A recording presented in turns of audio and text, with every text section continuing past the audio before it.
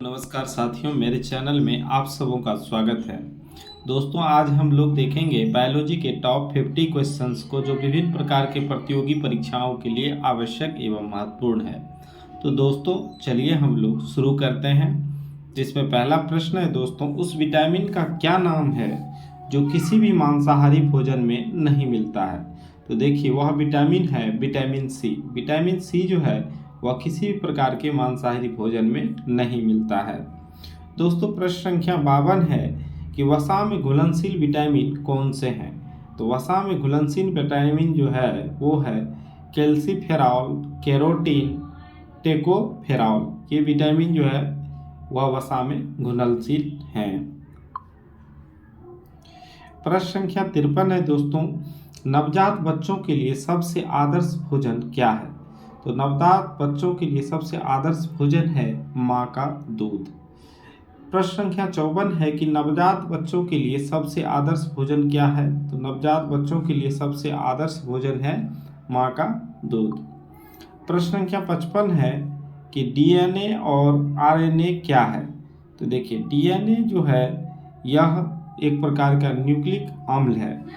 इत्र की तीखी गंध अथवा सुगंध की पहचान मस्तिष्क के किस भाग द्वारा होती है। तो इत्र के गंध अथवा सुगंध की पहचान जो है मस्तिष्क के सेरिब्रम के द्वारा किया जाता है।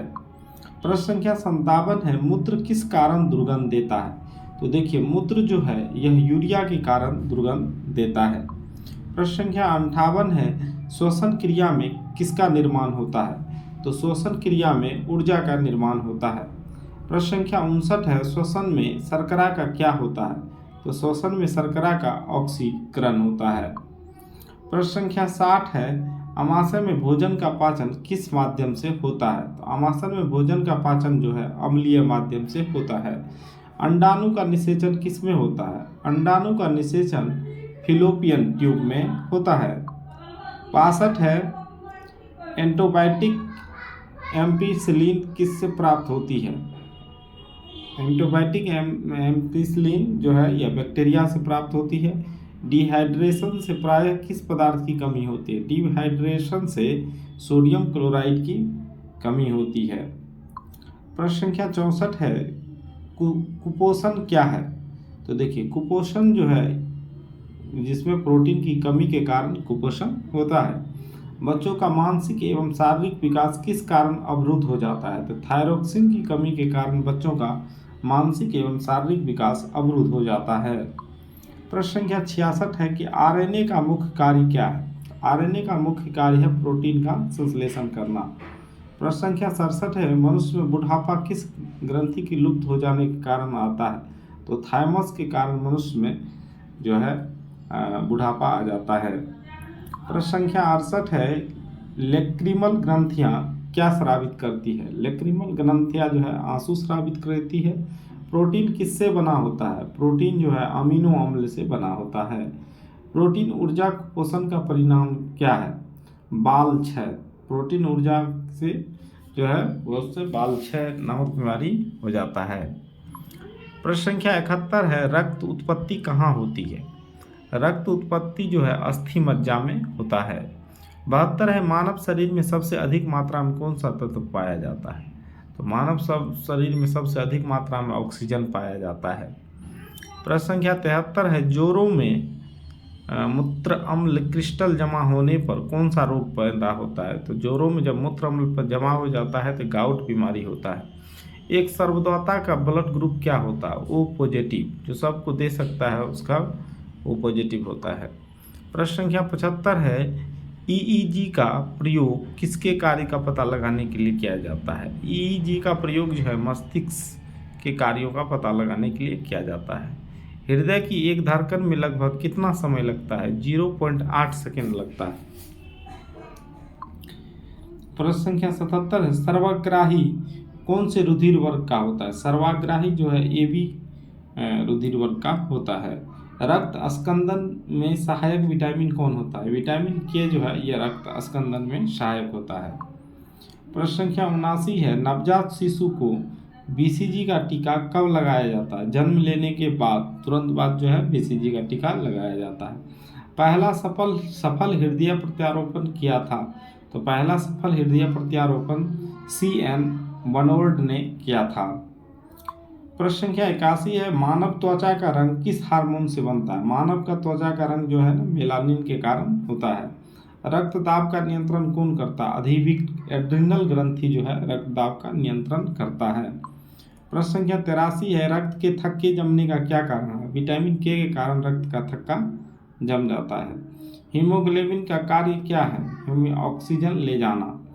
रक्तदाब मापने के लिए प्रयुक्त उपकरण को क्या कहते हैं? स्फिग्नोमेनोमीटर कहते हैं। जब रक्त में नाइट्रोजन अपशिष्ट जमा होता है तब कौन सा अंग काम नहीं कर पाता है? तो जब रक्त में नाइट्रोजनी अपशिष्ट जमा होता है तो वृक्क अर्थात किडनी काम नहीं करता है। हृदय का काम क्या है? हृदय का काम है रुधिर को शरीर के विभिन्न अंगों में पंप करना। प्रश्न संख्या 88 है, मानव हृदय कब बंद होता है? हयावरण में मानव हृदय बंद होता है। काला जार ज्वर का संचरण किससे होता है? तो सिकती मक्खी के काटने से काला ज्वर का संचरण होता है। प्रश्न संख्या 90 है, मानव रक्त का रंग लाल क्या होता है?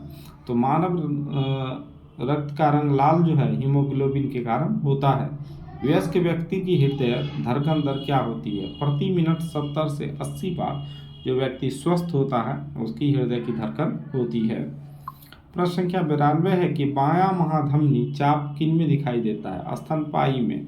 महारंध्र जो एक द्वारक है कहाँ होता है? कपाल में। महारंध्र कपाल में होता है। प्रश्न संख्या 94 है, मलेरिया मादा एनोफिलिस से फैलता है, इसकी खोज किसने की थी? इसकी खोज जो है रेनाल्ड रॉस ने की थी। प्रश्न संख्या 95 है, मांसपेशियां से हड्डी से जुड़ने वाले ऊतक को क्या कहते हैं? मांसपेशियों की हड्डी से जुड़ने वाले ऊतक को टेंडन कहते हैं।